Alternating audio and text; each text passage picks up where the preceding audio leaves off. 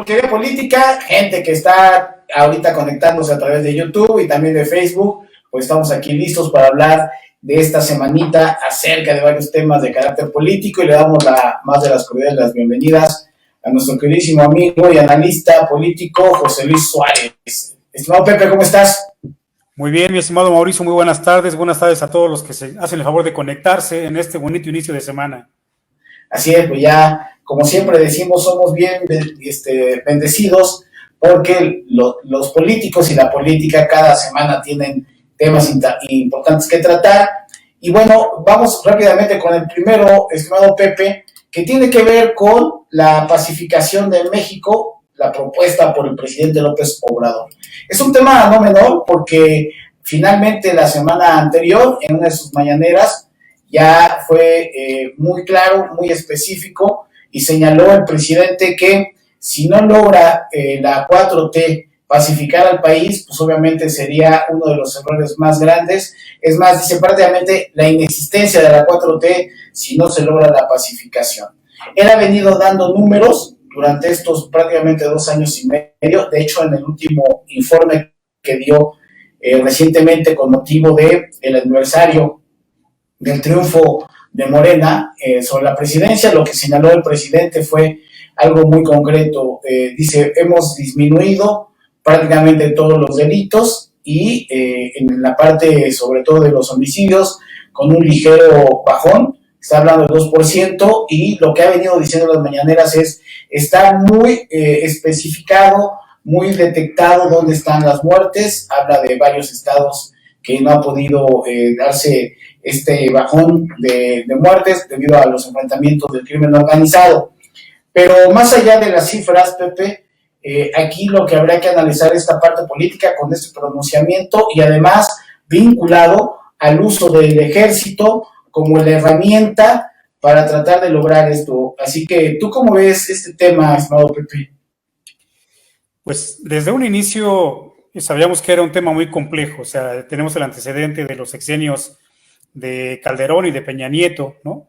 Y precisamente esta parte de la seguridad, pues como todos lo sabemos, fue otra de las grandes banderas de campaña de Andrés Manuel. Mucho antes de la elección siempre fue un crítico permanente de estas administraciones que ya comentamos de Calderón y de Peña Nieto, y con toda razón. La verdad es que el país no está bien en esta materia, pero a mí me salta una duda porque muy al principio de la administración, incluso en esta transición después de su triunfo del 1 de julio del 2018, él, recordemos que empezaba a adelantar los nombres de quienes formarían su gabinete, en este caso el de Alfonso Durazo como secretario de Seguridad a nivel nacional, y ellos tenían un planteamiento de reducir los homicidios entre el 30 y 50% en los primeros 3 años, ¿no?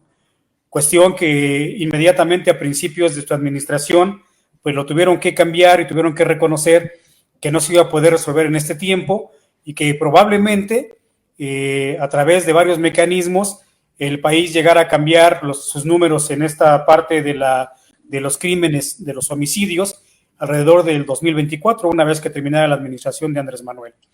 Otro de los planteamientos que hacían pues era el regreso de los militares a los cuarteles. Recordemos que esta parte, desde antes de la llegada de Andrés, pues fue una de las propuestas que también fue muy criticada, pero que una vez llegando también a gobierno, pues definitivamente dijeron que no, y que no iba a ser posible regresar a los cuarteles, a los militares, antes de 4 o 5 años, y para esto pues se formó la Guardia Nacional, ¿no? Yo creo que sí es algo que desde un inicio en el análisis pues no les ha ido tan bien, y tal vez sea una de las razones por las cuales no se ve un avance concreto o sustancial en cuanto a la baja en los crímenes en México. Sí, y eso es lo que debe de interesarnos mucho, porque bien lo dice el presidente, si no hay seguridad, obviamente no hay buen desarrollo económico, pero aquí también algo que ha tratado de negar él, y que hay diferentes analistas que han puesto el punto sobre las IES, tiene que ver con la manera de manejar el asunto del narcotráfico. Esta frase célebre del presidente de abrazos, no balazos, lo cual es una cuestión de convicción. Hemos comentado en este canal que nos hemos ido a los dos extremos. Por un lado, el presidente López Obrador, con esta forma de visualizar que no importa si eres delincuente o no, lo importante es que no haya asesinatos, lo cual podemos estar de acuerdo con él. Y por otro lado, el asunto de la estrategia de Calderón y posteriormente seguida y continuada con Enrique Peña Nieto de combatir a través de la fuerza al crimen organizado, que tampoco dio resultado, es decir, se han probado los dos extremos. Y por otro lado, el presidente insiste y señala que con no solamente no aplicar la fuerza del Estado, sino además yéndose a las causas de fondo que tiene que ver con las necesidades de la población menos pudiente, con eso tratar de que pues, los jóvenes no se vayan rumbo al narcotráfico. Ahí hemos tenido diferencia, nosotros viendo cómo se genera la delincuencia, que no necesariamente es organizada, pero finalmente delincuencia común y que después se traslada a una delincuencia ya organizada en las colonias populares, concretamente en nuestras queridísimas Obrera, Buenos Aires y Doctores, con la experiencia vivida de nosotros y además lo que observamos todos los días, es donde decimos que no está él con la edad que tiene, leyendo bien lo que está pasando y cómo es que se acerca estos jóvenes a la delincuencia organizada. Porque él dice, a través de los programas sociales evitaremos que esto suceda, evitaremos que los chavos estén sin escuela, cuando nosotros lo que decimos es, no todos la gente que se dedica a delinquir con esos programas sociales se ha podido resolver. Y ponemos como ejemplo, cuando él fue jefe de gobierno, la verdad es de que no se disminuyó la situación delincuencial de esta índole. Es más, en toda la izquierda, hasta ahorita, que lleva gobernando la Ciudad de México, pues la generación del cártel o los diferentes cárteles que existen en la Ciudad de México, pues han existido todos los programas sociales, Pepe. Y en el caso concreto de la Unión Tepito, por ejemplo, que se tiene ya como una década de que se habrá fundado, pues es la evidencia de que los programas sociales no ha habido la certeza de que con eso se contribuya a que no exista esta delincuencia. Porque además, si hay una ciudad donde hay oportunidades de estudio, en la Ciudad de México. Entonces, esa lectura creo que es fallida de parte del presidente y le está apostando algo que no necesariamente va a resultar y que entonces se va a dar, bueno, como sociedad nos vamos a tener que dar, pues, ahí un enfrentamiento con nuestro espejo de decir, híjole, nunca vamos a resolver esto, ¿no? Sí, definitivamente dentro de su estrategia están los programas sociales y algo que él desde un principio comentó, él siempre asumió que no iba a haber un combate frontal, sobre todo al narcotráfico, que es también por la causa principal de los homicidios en México, ¿no? Él apostaba más a esta parte de la amnistía, que también fue muy criticada, aunque después aclaró que no sería directamente a los capos, sino a las gentes que por algunas circunstancias se ven inmiscuidas en esta cuestión del tráfico de drogas, en muchas ocasiones amenazadas, pero en muchas ocasiones por la propia necesidad económica, ejemplo en varios estados que se viene dando. Y lo otro, pues también la legalización en el cultivo de la marihuana con fines lúdicos, que bueno, ya hemos hablado de este avance que se ha venido dando en esto y que pudiera favorecer las condiciones. Pero definitivamente yo sí creo que debe de establecerse un plan de pacificación en el país que tenga que ver con esta parte de, lógicamente, estar trabajando en las causas, pero también en un combate más directo a la delincuencia. Ese es un hecho.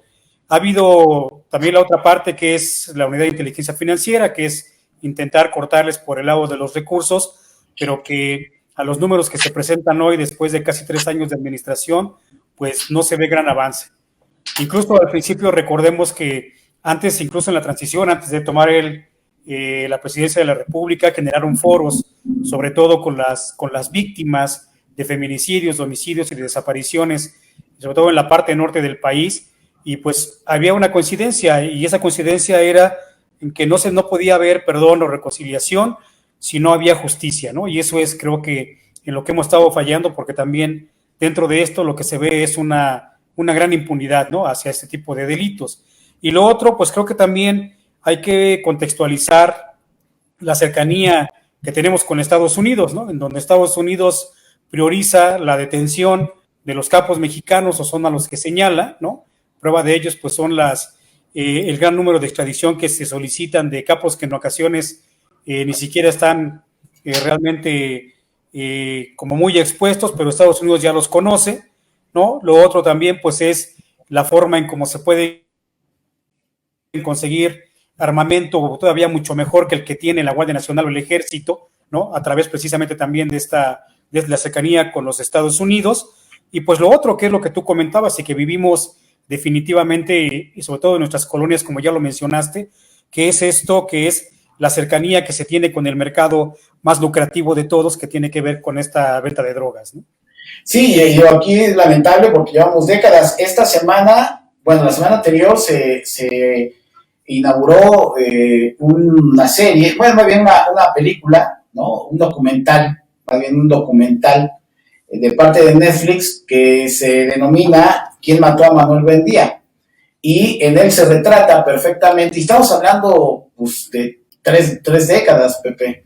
Estamos hablando de que ese periodista, finalmente, la parte concluyente de ese documental es de que la información que tenía era relacionada con los cárteles, el cártel de Jalisco, y que en ese momento es la línea apunta hacia ahí, y que, bueno, está involucrado ya el propio gobierno.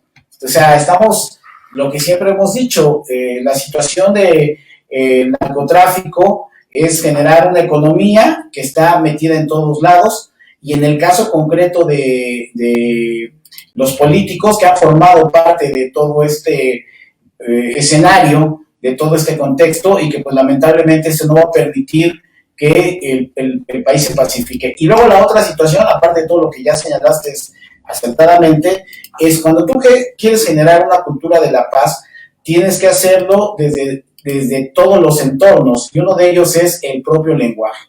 Y creo que el presidente no abona cuando en las mañaneras sigue utilizando la confrontación de la sociedad con puntos de vista discordantes, porque no abonas a una cultura de la paz. Para generar la cultura de la paz tienes que tener con mucha claridad que aparte de la estrategia que en este caso él ha diseñado y con la toma de decisión de decir el ejército no va a matar a nadie, en fin, todo esto que él ha planteado, es cómo tú como líder utilizas este lenguaje a favor de la paz, y entonces pues convocas como líder a que esto suceda y que no exista esta verbalización agresiva.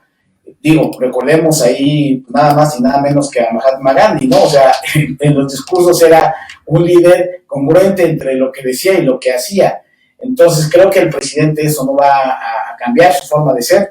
Y Pepe, pues yo sí lamento mucho, pero pienso que como país no vamos a lograr la pacificación de nuestro queridísimo México, lamentablemente. No sé tú cuál es tu conclusión al respecto, faltando los tiempos que faltan para la conclusión de la presidencia de López Obrador. Sí, definitivamente coincido contigo. Yo no creo que sea en lo inmediato. Yo creo que de alguna u otra forma, con el lenguaje que ha expresado el presidente, pues ha ido lógicamente, lo único que ha ido es como posponiendo este inicio de la paz en el país, de la pacificación. Yo sí creo que las políticas sociales que se enfocan sobre todo a los jóvenes pueden ayudar, pero definitivamente requieren de otro complemento, y esa parte es que se vea que realmente se ataque y que no haya impunidad. Yo creo que no se puede pretender abrazar al delincuente, a quien mató a tu familia, a quien está envenenando a tu familia. Creo que no, en la cabeza de nadie pasa el poder abrazarlos, ¿no? Sí, que cada día son más jóvenes, hablo en cuanto a edad, los que están incorporándose precisamente a las filas de estos grupos delictivos, y que pues lo que habría que atender es a las familias de donde nacen estos jóvenes, donde surgen, y bueno, pues ojalá alguien le pueda decir al presidente que debe de corregir varios asuntos, si no esto no nos va a llevar a nada.